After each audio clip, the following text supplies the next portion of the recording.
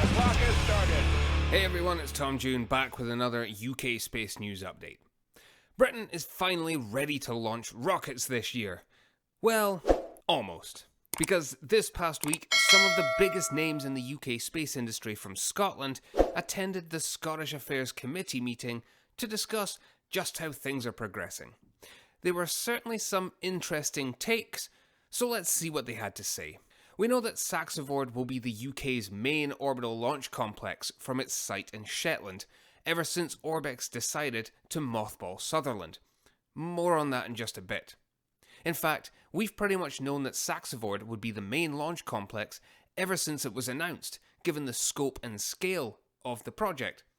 I've said before that they're aiming to become the UK's equivalent of the Kennedy Space Centre, and now it seems even they're stealing my lines and taking that literally, as Scott Hammond, Deputy CEO of Saxavord, pointed out by stating, "We see ourselves as the Cape Canaveral for the UK.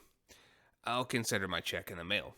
Launchpad Fredo, the first to be built for Rocket Factory Augsburg, is all but finished up now, and was ready to have its maiden flight as early as September 2024. But the thing closest to it, the rocket integration hangar, wasn't quite done. Since the spectacular RUD of the RFA-1 back in August, it's given the team additional time to finish things up, as RFA aim to get their next rocket stage back on the pad this year. Additionally, Mr. Hammond added that the hangar itself will be comprised of 2 clean rooms, an overhead crane, and various offices, to the cost of between £12 and £16 million. Saxavord are also looking to finish up another launch pad by this summer, and the final third pad soon after, as well as the integration hangars for those facilities. It certainly now seems that the race is well and truly on to get the whole complex operational so that we can shoot for the stars. The whole European launch industry is actually really heating up, between various other sites looking to stake their claim as a European launch destination, including Andoya in Norway, and with the likes of Maya Space and PLD Space getting closer to making their own orbital rockets a reality. So, everything is looking up for Saxavord as we gear up towards another year of, hopefully, testing and launches. But, speaking of rockets, we have to turn to our own domestic ones, which come from Orbex and Skyrora. Orbex have featured in the news a fair bit over the last week, thanks to the UK government investing another £20 million into them in order to push the Prime further along. With an aim for recovery, reuse, and a biopropellant that kicks fossil fuels off the field, Orbex certainly have the right tactic in play. But as for their star player, the Orbex Prime, well, we're still yet to see it in its full glory. With the UK government and another private investor joining the team, this latest cash injection may prove invaluable in getting them over the line. But where is that line? Well, Orbex CEO Philip Chambers still believes it's Q4 of this year, so sometime between October and December if they use the calendar year and not the fiscal one. Of course, they courted controversy when they paused operations at Sutherland and switched their launch plans to Saxavord without any reason given. Now though, it seems they've finally answered that directly to the Scottish Government by indicating it was for purely financial reasons, as I've alluded to before. Basically, the Prime isn't flying yet, and so it isn't making any money. The cost to finish Sutherland was estimated to be around £15 million, which they don't have lying around, and could be better spent on getting the Prime up and running, and to start fulfilling launch contracts which they've committed to. At Saxavord, they're still aiming for 10 flights a year, but believe they have a sound enough model to up that capacity to as much as 24 per year in the future. Now, I think we can all agree that the plan to use Saxavord makes sense. It will be ready much sooner, and the team there are now practiced in all operations, barring the actual launches themselves, thanks to both HyImpulse and RFA having carried out extensive testing in Shetland over the past few years.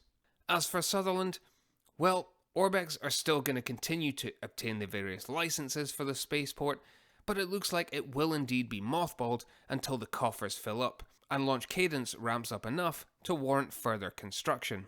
So, things are still looking up for Orbex, and we'll have to see if Q4 this year really is their time to shine. Now, if you're enjoying this video and want to learn more about the UK space industry, be sure to subscribe to the channel. You can also support me on Patreon or by becoming a channel member.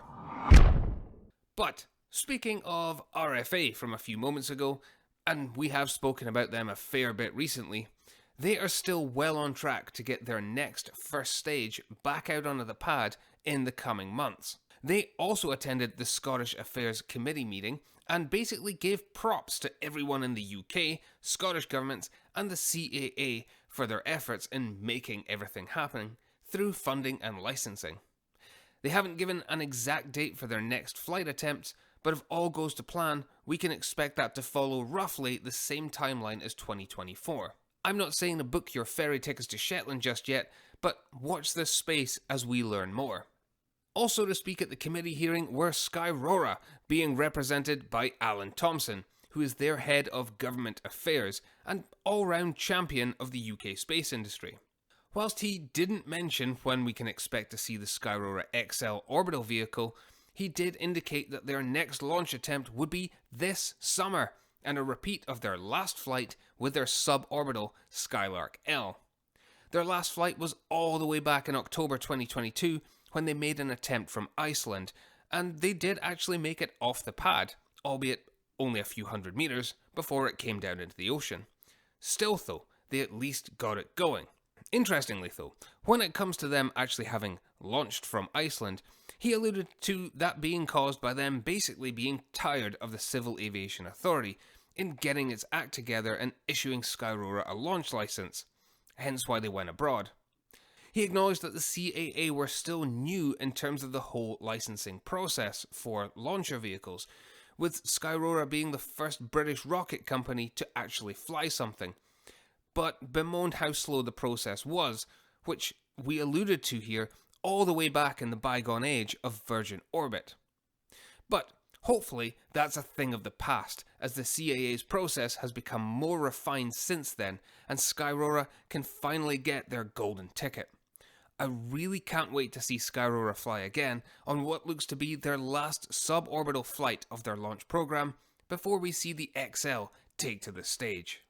Finally, HyImpulse have announced that they will not be making an orbital flight attempt this year, which, whilst it comes as a disappointment, isn't altogether surprising, considering various changes that have been made to the design of the SL-1 and their drive for further funding as late as last November, which they received in the form of 11 million euros through ESA's Boost program. They still view Saxavord as their main launch site, even despite their contract with Southern Launch in Australia, where they successfully carried out their first ever flight with an SR-75 sounding rocket, as captured by our good friend Josh Keegan of AussieNaut.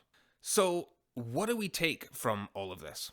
Well, the UK launch sector is in a healthy place, but it's clear the need for additional funding is still as prevalent as ever.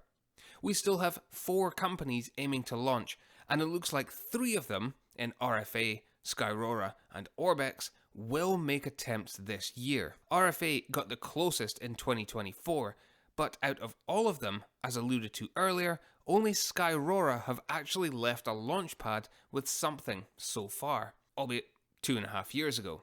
So, who do we think will actually be able to fly in 2025? Sound off in the comments below and let me know your thoughts on this. Do I dare say that 2025 is finally our year?